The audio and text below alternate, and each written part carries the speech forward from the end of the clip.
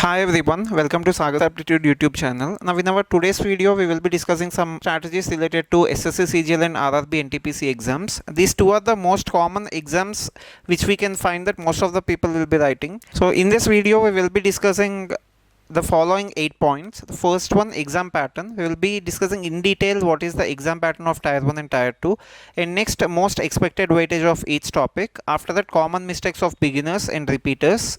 5, score maximizing points. That means what are the different strategies we should follow in exam. Next, what are the advantages of reasoning. Next, division of entire syllabus. So I divided the entire syllabus into 7 parts, which will be easy to cover in less time. Next, what are the questions to practice and what are our future exams. We will be discussing each and everything in this video. Coming to the first one, pattern. So pattern of each exam. This is SSC CGL tier 1 exam.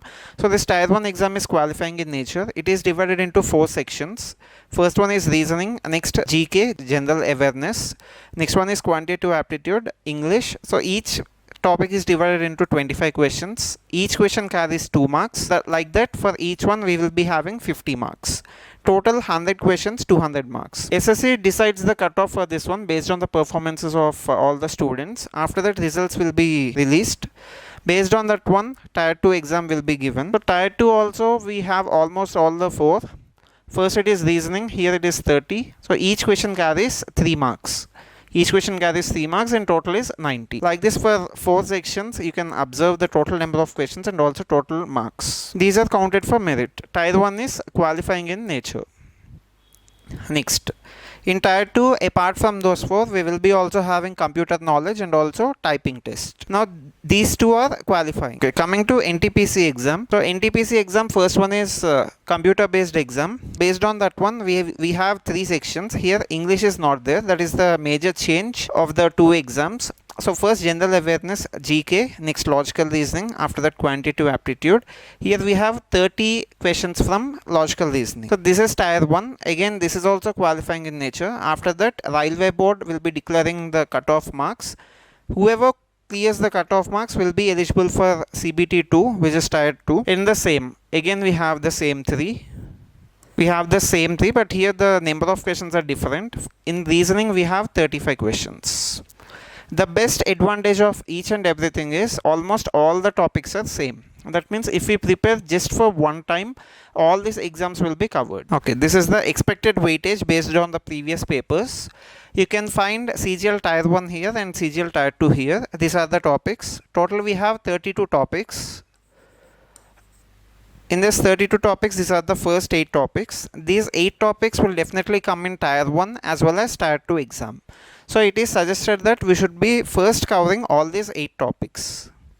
After these 8, we have another 8, 9 to 16. So these are the other 8 topics. These are also very important. You can clearly observe that almost the weightage is more for these topics in tier 1. In tier 2 also you can find here. These topics are mostly found in tier 2 exam. Data sufficiency, like that. So whichever has 0 or 1, that means they are having less weightage in tier 1. Whichever are having 1, 2, like that, these will definitely come in tier 2 exam. These are 16.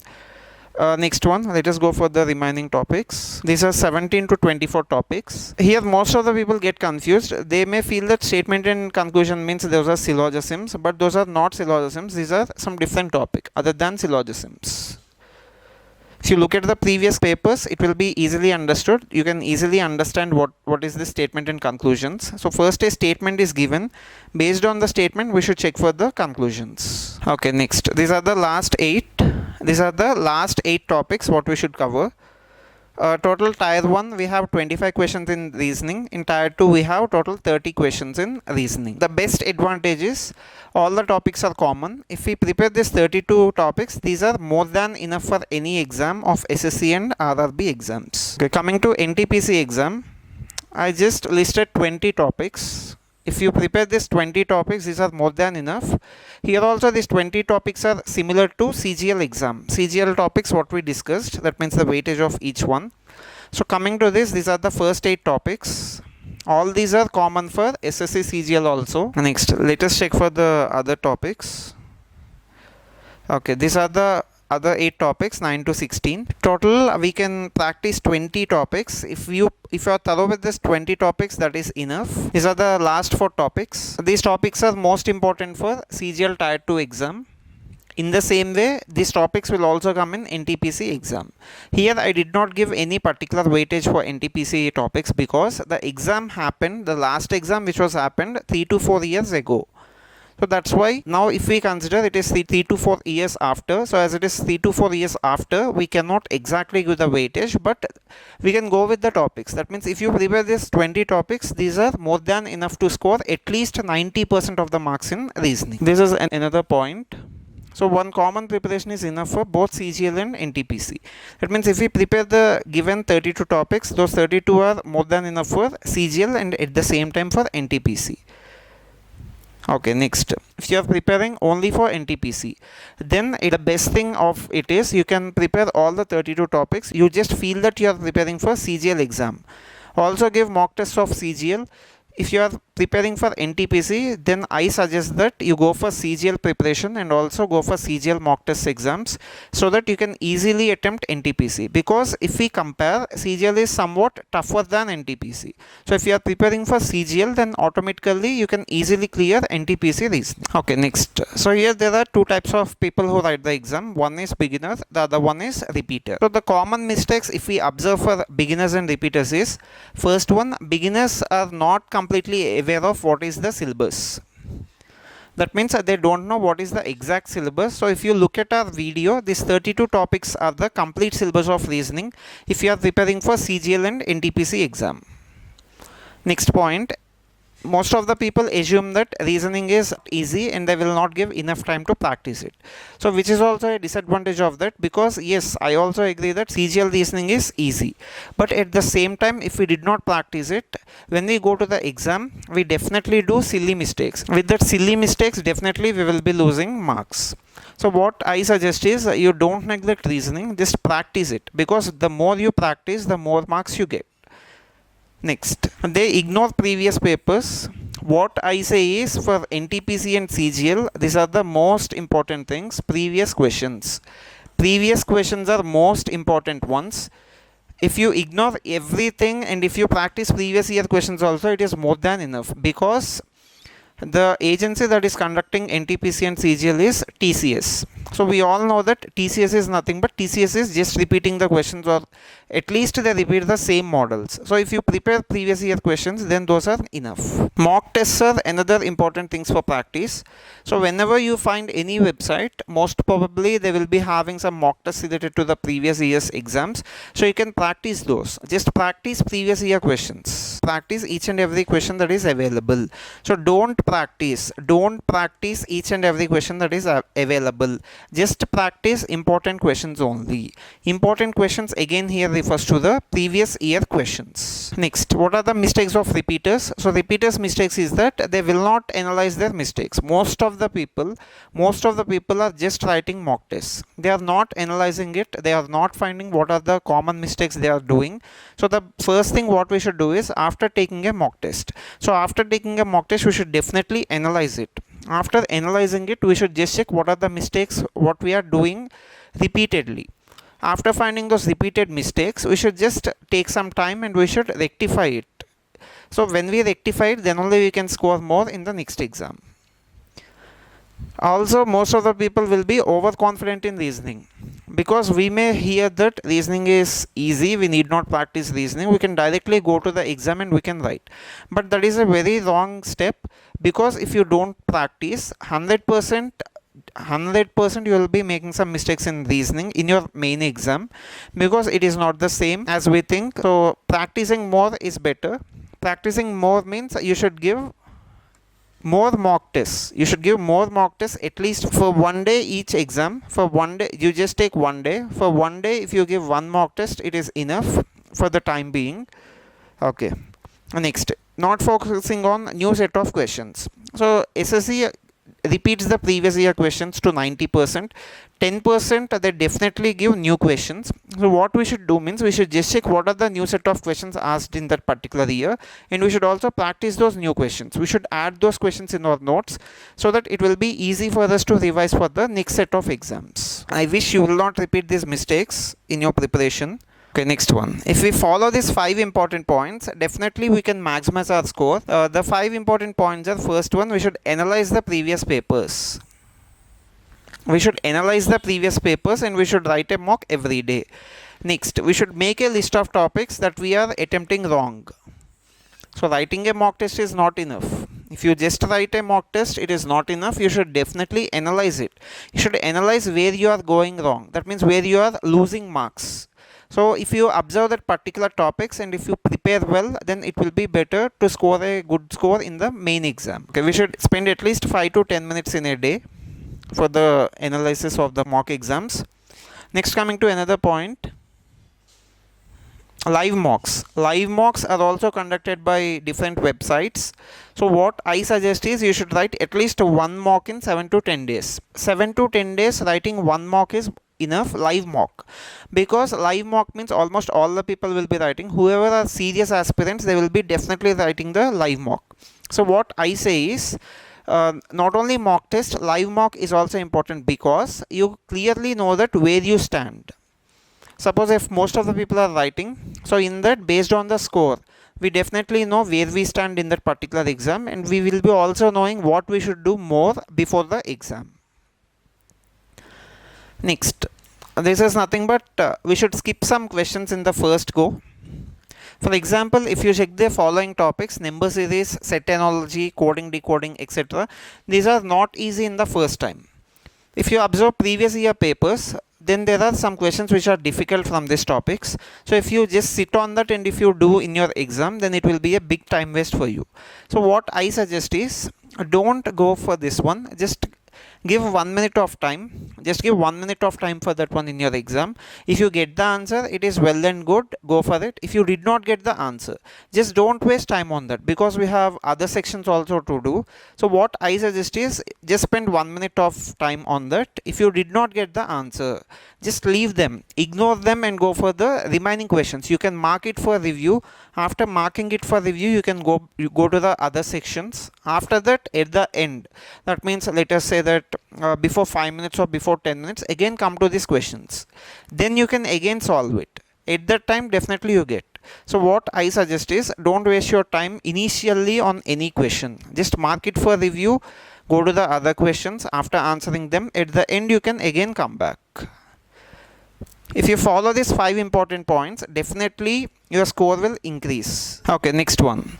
Reasoning is one of the most important section, because most of the people who I see definitely do silly mistakes. So silly mistakes cost your rank. If you did not do any silly mistakes, definitely you will be getting some good rank when compared to others. The syllabus is very less. As we all know that syllabus is very less. And also we can, if we compare with other sections like maths or GK or English, if you compare with any other subject, any other section, definitely the syllabus is very less. And also we can easily do them. Without practicing this, you can easily score at least 30 out of 50. Without practice also, we can easily score 30 out of 50. But that is not enough. The maximum or the good score out of reasoning is, you should at least score 45 or more to be a ranker. If you observe any ranker, definitely they score 45 or more. So with thorough practice only we can achieve that score. Yes, as I already said, this is the most scoring section. Syllabus is almost same as I already discussed previously. Just prepare for any one exam, cover the entire syllabus, then that means you can easily give any of the SSC and railway exams. Okay, next important point. Reasoning takes less time when we compare to aptitude. Aptitude means we should solve more, and also the time taken will be more. But in reasoning, for some questions, just by looking at that, we can give the answer. So for those type of questions, and in that case, automatically we take less time. We take less time when compared to other sections. So that means solving reasoning in less time will definitely help us to take more time for aptitude. That means we can score more when we give more time for aptitude. So it is better to concentrate on reasoning more, because in order to increase the time, in order to increase your time for aptitude, you should definitely score in less time, and reasoning helps you to score in less time. Next one, almost 90% of the questions or models we can easily predict. As I already said that if we take the previous topics and previous year papers, mostly we have the same models. The same models, the same everything same will come in the future exams. Just concentrate on previous year papers. That is more than enough. For easy coverage of the syllabus, I divided the 32 topics. I divided this 32 topics into 7 parts. I just divided 32 topics into 7 parts. With the help of these 7 parts, we can cover the syllabus easily when compared to solving that individually. So these are the 7 parts, first part and second part. First, if you consider these 6 topics, these are very easy, and also these require very less time to prepare. These are the 6 topics. Just have a look at them. So whoever is a beginner here, you can first cover these 6 topics. I think takes just one day. In one day you can just cover these 6 topics. Just look at the previous papers and try to solve these 6 topics. Just it takes only one day. In one day you can cover all these 6 topics clearly if you are a beginner. Next, coming to the second set, these topics are also easy, but we require more practice when compared to these. Without proper practice also we can solve this, but coming to these topics we require a little practice, and also these are easy. These are easy topics only. Okay, next one, coming to the third set. So these are most confusing topics, and thorough practice is required. English knowledge is mandatory. English knowledge is mandatory to understand this type of questions, and these are the confusing ones. It is not easy to score. Once again, I am saying it is not easy to score in these topics. A thorough practice is required. You should analyze the question. These are not general reasoning questions. You should analyze the question. You should analyze the possibilities and all. So these require thorough practice. We will discuss these topics in detail in our channel. Next, for these topics, common preparation is enough. So common preparation means if you prepare any one topic perfectly, it is enough. It almost covers the remaining topics. Number series. Number series means a set of numbers is given, and they will be asking what is the next number in the series. Next one, set analogy. So a set is given, a set of numbers is given, a set of 3 numbers is given like this. Suppose let us say 1, 2, 3. Let us say 4, 5, 6. Like this, a set is given, and based on this logic, options are given. We should check which of the option is correct based on the logic. Again, we will be discussing all these topics in our channel shortly. So what I am saying is, if you prepare one topic perfectly, it is enough. Almost these 5 topics are same. The concept is same. Number analogy, odd one out, mathematical operators. This is also another important topic. With the help of V BODMAS, we are going to solve these questions. Definitely this question comes in CGL.